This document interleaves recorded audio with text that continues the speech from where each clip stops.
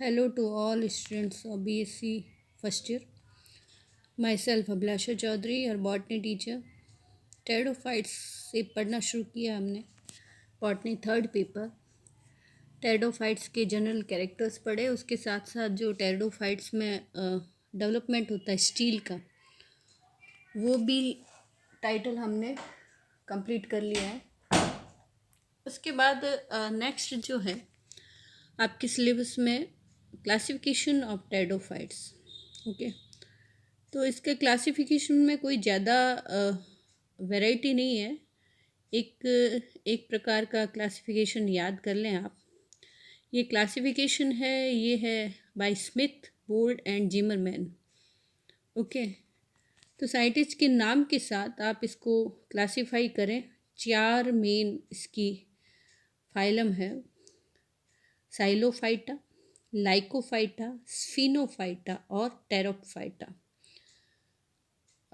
Lycophyta को club moss और spike moss भी बोलते हैं, स्फिनोफाइटा को हॉस्टेल बोलते हैं और टेरोफाइटा को फर्स कहते हैं, फिलिकोफाइटा।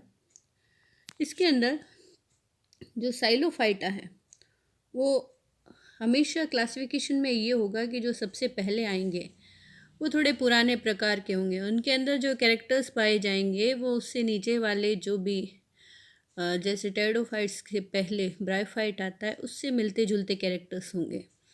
और जो सबसे एंड में फाइलम होता है उसके जो कैरेक्टर्स होते हैं उसके कैरेक्टर उससे नेक्स्ट वाले, जैसे इसके बाद जिम्नोस्पर्म को हायर माना जाता है तो उससे मिलते जुलते होंगे। ठीक है, तो ये इस तरह का क्लासिफिकेशन होता है। तो जो साइलोफाइटा है इसमें आपको सबसे पहले तो लिखना है मोस्ट प्रिमिटिव है, सबसे पुराने टाइप का। रूटलेस विद राइजॉइड्स, राइजॉइड्स पाई जाते हैं, रूट नहीं पाई जाती है। डाइकोटोमियसली ब्रांच्ड, डाइकोटोमियस ब्रांचिंग होती है। फोटोसिंथेटिक स्टेम पाया जाता है, ये एक विशेष बात है, पत्तियां नहीं लिखी हुई है। लीव्स एक्चुअली एब्सेंट रहता है, इसलिए इसमें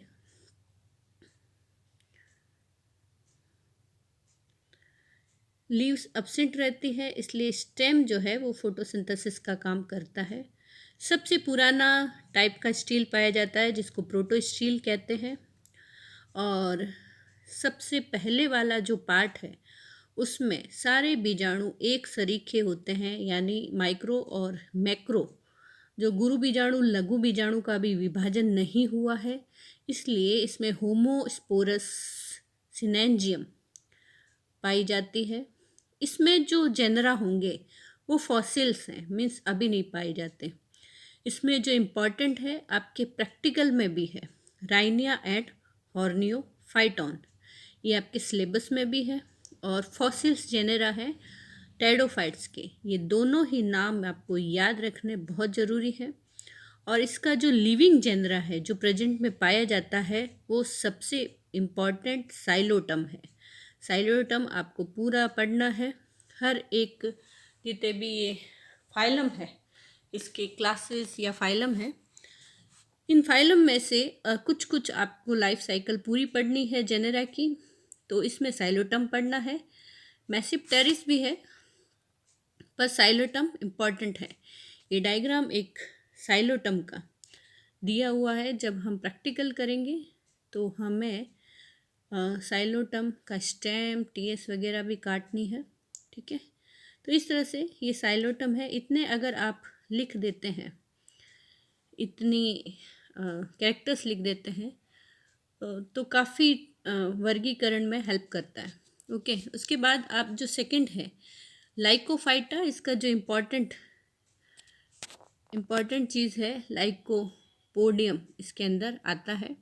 क्लब मॉस कहा जाता है इसको। डिफ्रेंशिएटेड प्लांट बॉडी पाई जाती है, मीन्स प्लांट, रूट, लीफ, आपको पता चलता है तीनों का अलग अलग। माइक्रोफिलस, अब लीफ थोड़ी थोड़ी डेवलप हो रही है तो सूक्ष्म लीव्स पाई जाती हैं। प्रोटो स्टील के साथ साथ इसमें अब साइफोनो स्टील भी विकसित हो रहा है। Sporophyll aggregate to form strobili और कॉन्स। अब जो स्पोरोफिल्स हैं जिन पे बीजाणु धानियाँ लगी हुई है, जिन लीव्स पे, वो सारी लीव्स इकट्ठी होकर एग्रीगेट होकर स्ट्रोबिलाई और कॉर्ड का निर्माण करती है। ये चीज़ साइलोफाइटा में नहीं थी, अलग अलग पाई जाती थी। उसके बाद होमोस्पोरस भी कंडीशन है। सारे बीजाणु एक सरीखे सिलेजिनेला में भी हैं, और जो लाइकोपोडियम है उससे में विषम बीजाणु कंडीशन भी पाई जाती है। तो अगर आपको ये पूछा जाए कि होमोस्पोरस टेरोफाइट्स कौन से हैं, तो ये आपको याद रखना है, सिलेजिनेला और lycopodium. Gametophyte depend on fungus for food, ये सबसे ही इम्पॉर्टेंट कैरेक्टर है। तो इसमें गैमेटोफाइट्स, मैंने कहा था प्रोथेलस टाइप एक गैमेटोफाइट बनता है, उसके अंदर फंगस का सहजीवन पाया जाता है, तो माइकोराइजा इसमें पाया जाता है। तो ये डिपेंड करता है, तो ये आपको याद रखना है। सिलेजिनेला, और इसमें इम्पॉर्टेंट कैरेक्टर लिख सकते हैं, नीचे सिलेजिनेला का डायग्राम दिया हुआ है। उसके साथ जो तीसरा है स्फिनोफाइटा हॉस्टेल कहा जाता है। इसके जो कॉर्न होते हैं वो इस शेप में होते हैं, हॉस्टेल की शेप में। इसमें भी सारे फॉसिल्स हैं। आपको याद रखना है, सिर्फ एक जेनेरा जीवित है जिसका नाम है इक्विसिटम। आपने काफ़ी बार इसको पढ़ा होगा और बहुत ही इम्पॉर्टेंट टेरोफाइट है ये। डिफ्रेंशिएटेड प्लांट बॉडी तीनों प्रकारों में डिफ्रेंशिएटेड पाई जाती है। Stem joined with nodes and internodes, ये इसमें स्पेशल बात है। जब आप इसका टोटल इक्विसिटम की लाइफ साइकिल पढ़ेंगे तब आप देखेंगे कि जैसे गेहूँ बाजरे के अंदर आपको दिखाई देते हैं पर्व और पर्व संधियाँ, वैसे भी इसका स्टेम भी उसी तरह का होता है। इसके अंदर स्केली लीव्स पाई जाती है जो पर्व संधि पर इस तरह से चारों तरफ आई जाती हैं। स्पोरेंजिया फॉर्मिंग स्ट्रोबलाई और कॉर्न, स्पोरेंजिया सारे मिलकर एक इस तरह का कॉर्न बना लेते हैं और नीचे स्टेम होता है। होमोस्पोरस है, ये याद रखना है, ये भी सिलेजिनेला की तरह होमोस्पोरस है। सारे बीजाणु एक जैसे हैं, कोई विभेदन नहीं है माइक्रो बीजाणु और गुरु बीजाणु और लघु बीजाणु का। तो ये एक इक्विसिटम का डायग्राम है, ये कॉर्न की हमें टीएस काटनी है प्रैक्टिकल के अंदर। ये देखिए, ये इक्विसिटम का डायग्राम है। फिर चौथा और लास्ट जो हमारा फाइला है वो है टेरोफाइटा, जिनको फर्न्स कहा जाता है। अब फर्न्स में बहुत सारी पत्तियाँ आ जाएगी। ओके, पत्तियाँ जो है इसमें अच्छी तरह से पाई जाती है। फर्न्स का मतलब पत्तियाँ, ये याद रखना है। Most widely distributed vascular cryptogams हैं, सबसे ज़्यादा पाए जाते हैं। Differentiated plant body stem mostly rhizomatous, ज़्यादातर राइजोम्स पाए जाते हैं। Leaves macrophyllous called as frond, जो लीव्स है वो बड़ी बड़ी होती हैं जिनको फ्रॉन्ड्स कहा जाता है। Young leaves show circinate vernation, spirally coiled young leaves पाई जाती है। स्टील में बहुत वैरायटी पाई जाती है, प्रोटो भी है, साइफोनो भी है, डिक्टियो भी है।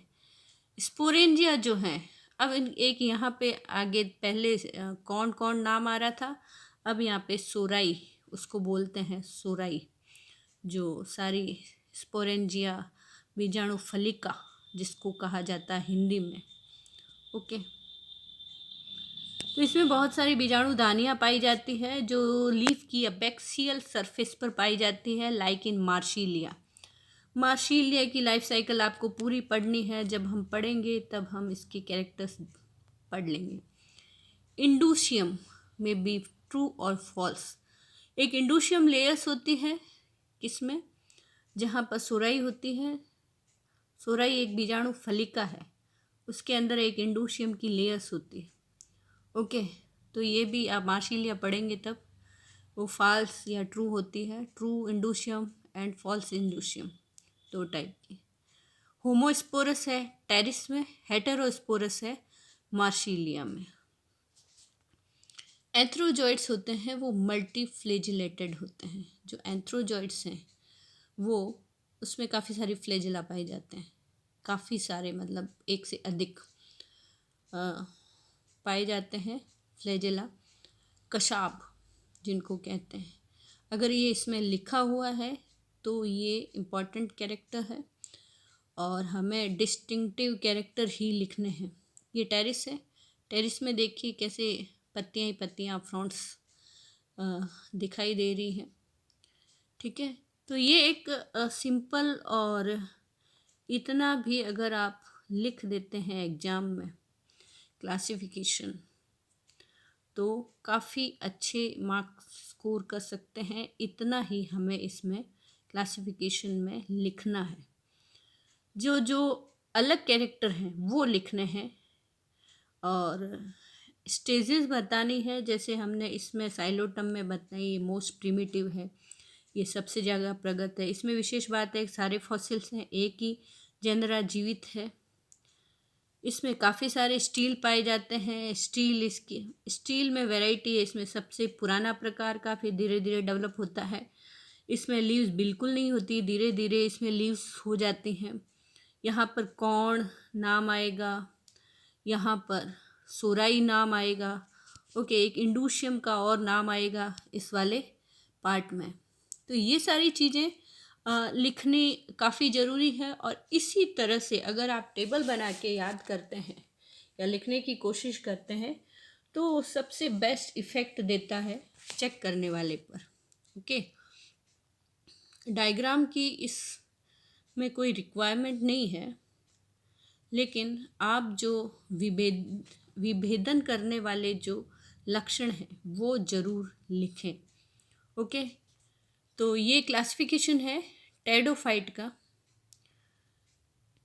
Thank you for watching.